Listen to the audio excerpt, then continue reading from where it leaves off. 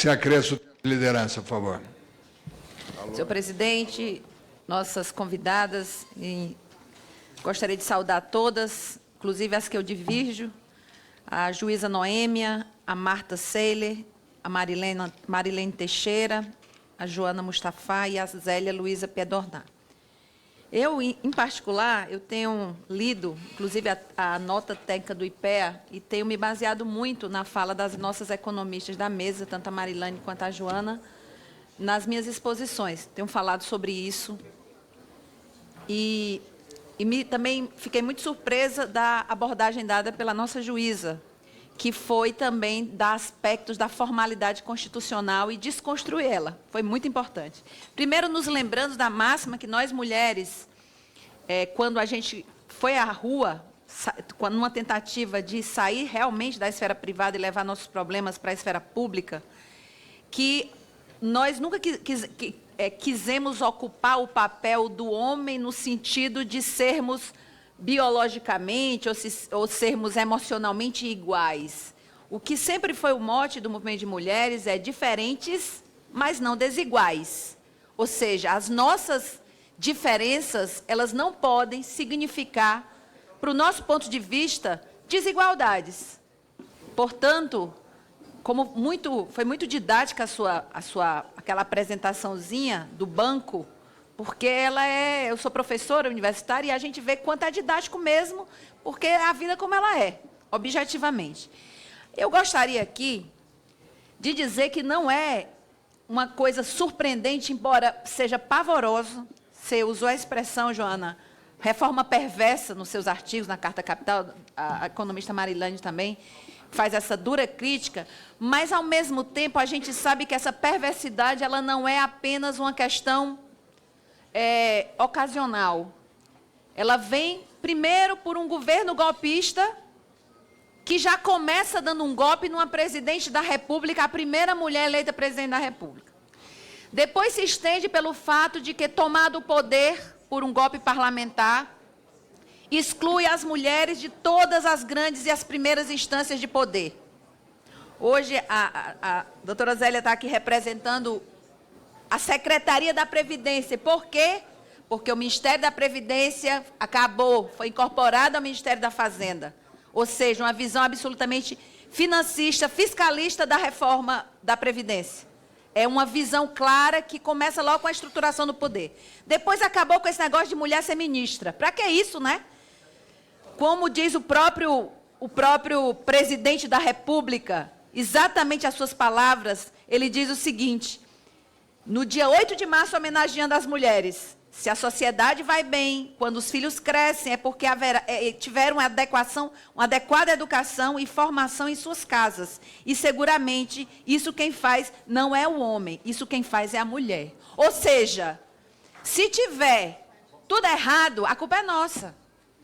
Porque os homens são incapazes de achar que a contribuição que eles dão na formação da família, no trabalho doméstico, que deviam estar defendendo para humanizar mais eles. Mas não, isso é responsabilidade da mulher. Portanto, a cruz nas costas que nós carregamos, ela todo dia é reforçada por uma visão política atrasada, equivocada e medieval.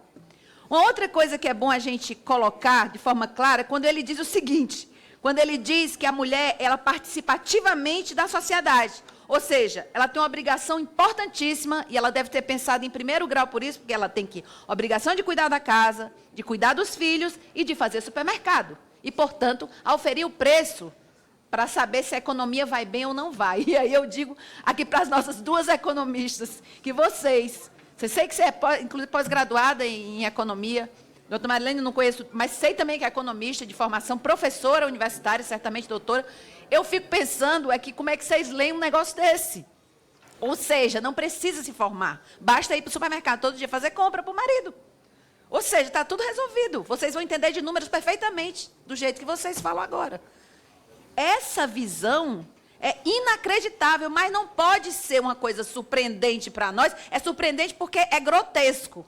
Mas não pode ser tão surpreendente para nós, porque já o maior panfleto hoje da República Brasileira golpista é a revista Veja. E a revista Veja deixou muito claro o que é que a nossa atual primeira-dama do golpe representa. Nada pessoal contra a senhora, que é esposa do presidente, da atual presidente do golpe, Michel Temer, mas ela é bela, recatada e do lar. Portanto, ele deve achar que trabalha muito mais do que ela. Portanto, ela precisa ralar mais para poder ter exatamente a mesma idade de contribuição. Ou alguém acha, o que mais me impressiona é isso.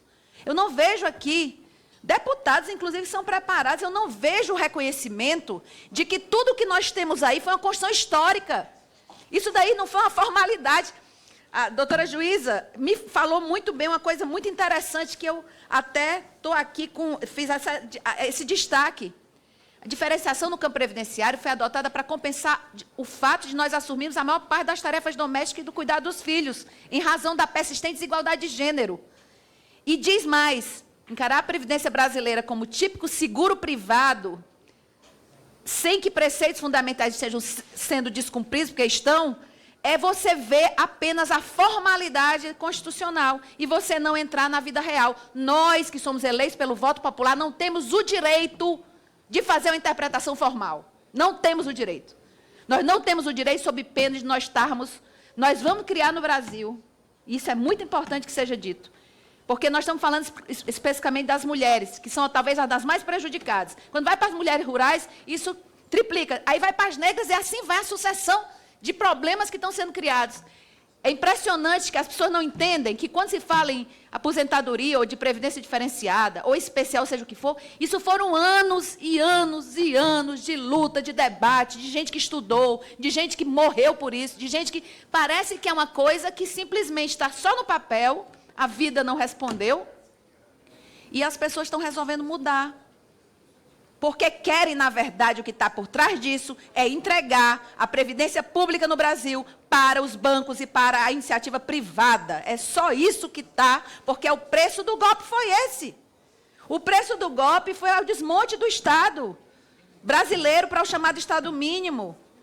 Eu não vou entrar nos detalhes aqui, porque eu acho que as conferencistas foram brilhantes, acho que não faltou nada para dizer, desde questões como a questão da idade mínima de 65 anos, o aumento, sem nenhuma justificativa. Inclusive, infelizmente, o presidente dessa casa fez uma fala muito boba, dizer que se as mulheres estão lutando por igualdade, tinha que ser também igualdade de trabalho. E as 7, 8 horas que nós trabalhamos a mais por semana, não conta?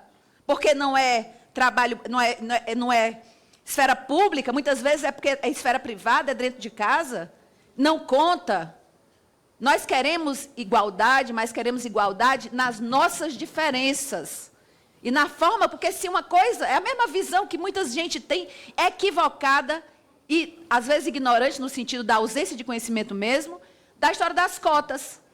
Quantas vezes eu já vi mulheres ou negros reclamando da cota, que não precisava da cota para chegar onde chegou.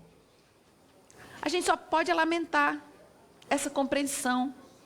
As cotas não resolvem o problema, mas elas significam as chamadas políticas afirmativas, porque elas vão trabalhar em cima do problema, que é a desigualdade. Segundo dados, o estudo do Fórum Econômico Mundial concluiu que o mundo só vai alcançar a igualdade de gênero no mercado de trabalho em 2095. Gente, ninguém quer aguentar, ninguém aguenta esperar esse tempo todo, não. Porque foi graças a mulheres chamadas de loucas, chamadas de vândalas, que tiraram o sutiã, que queimaram o sutiã na rua, que lutaram pela pílula anticoncepcional, graças a ela que nós estamos aqui hoje.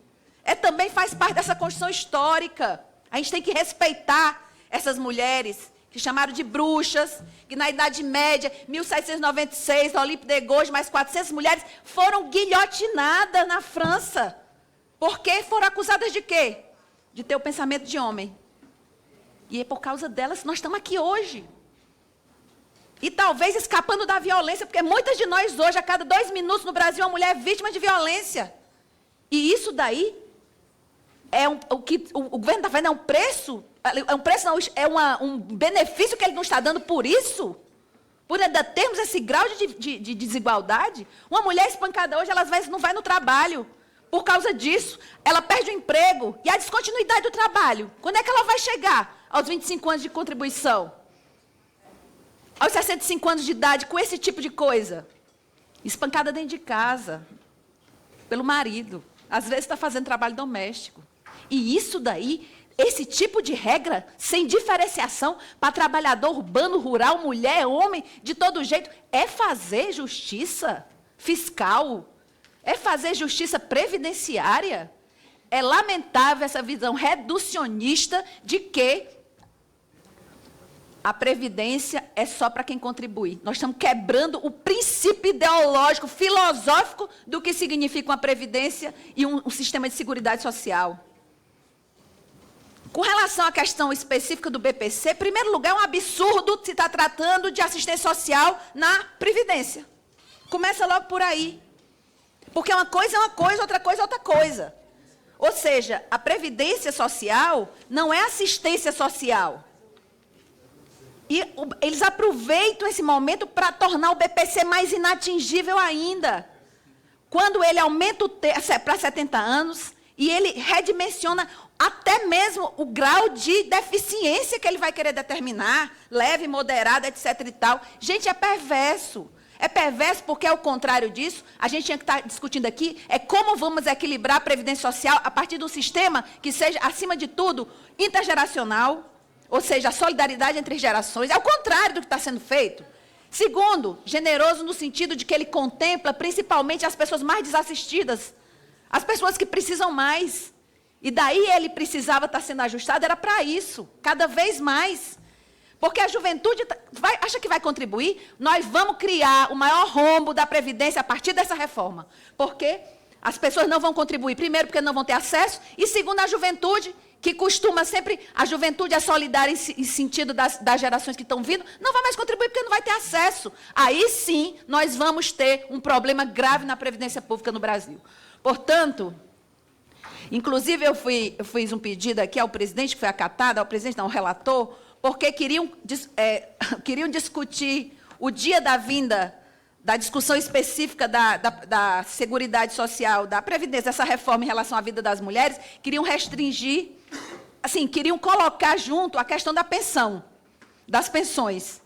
E eu pedi para ser retirado, porque a gente tinha que ser consumido aqui por conta disso. Aí realmente foi desvinculado, mas também é uma coisa que nos toca diretamente.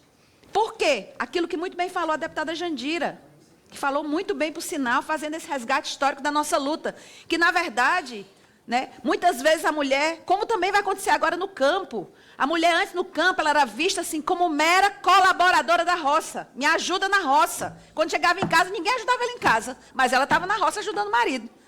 O que vai acontecer agora é que agora com o imposto que vai ser calculado, que ninguém sabe nem como vem, as mulheres do campo, elas vão agora perder de novo isso. Vão voltar a ser invisíveis. Porque bastava 15 anos de comprovação da atividade no campo para ter acesso ao benefício. Isso é um ganho, foi um avanço para o Brasil, isso foi uma conquista. E de uma hora para outra está sendo visto como fosse assim um favor que deram para a mulher do campo. Então nós estamos com esse tipo de conversa aqui, fazendo uma reviravolta absolutamente trágica, não tem outro nome, na história do nosso país, condenando as pessoas porque estão vivendo mais. Virou um problema a gente ter longevidade maior. É um absurdo o país pensar desse jeito. E nós, mulheres, porque vivemos mais do que os homens, porque, aspas, uma boa parte de nós é bela, recatada e do lar, vivemos mais, não estamos expostos aos perigos, que muita gente pensa assim, né? Vem defender esse ponto de vista assim. Ou seja, também não podemos viver tanto assim. Não podemos viver tanto assim, nós temos que ser punidas também por isso.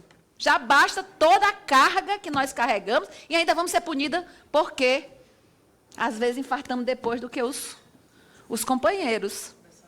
E isso, gente, é inadmissível. Para finalizar, senhor presidente, eu queria dizer que talvez esse aqui tenha sido um dos debates mais ricos, porque não discutimos só aspectos formais dos números, e discutimos aqui questões conceituais e de compreensão da construção social de gênero, que muita gente não entende. Aí acha que é bonito sair dizendo que eu nunca fui discriminada, eu cheguei aqui pelos meus méritos próprios, etc. e tal.